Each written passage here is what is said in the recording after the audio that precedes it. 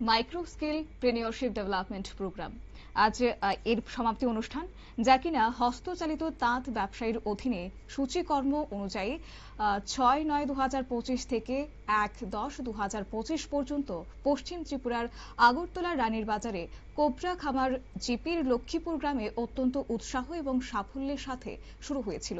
এই রূপান্তরমূলক কর্মসূচি এক সেশন দ্বারা পৃষ্ঠপোষকতা করা হয়েছিল এবং ভারতের উদ্যোক্তা ইউনিয়ন ইনস্টিটিউট দ্বারা সফলভাবে আয়োজিত হয়েছিল।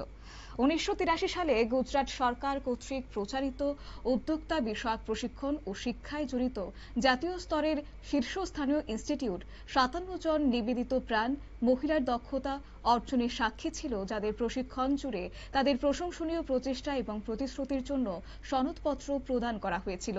তিমির চৌধুরী, রাজ্য প্রকল্প কর্মকর্তা, ইটিআইআই ত্রিপুরা শাখা অনুষ্ঠানে উপস্থিত সকল সম্মানিত অতিথি এবং অংশগ্রহণকারীদের উষ্ণ স্বাগত জানানো হয়।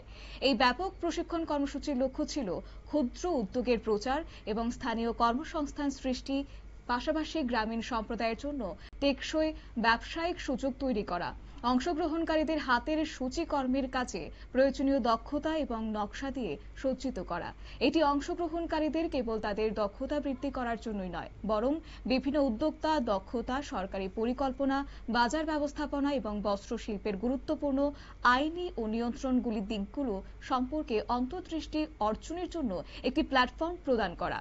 এক্ষেত্রে কোবর খামার পঞ্চায়েত তার ভাষণে প্রোগ্রামটি সফলভাবে সম্পূর্ণ করার জন্য ইটিআইআই এর প্রচেষ্টার উপর বিশেষ জোর দিয়েছেন।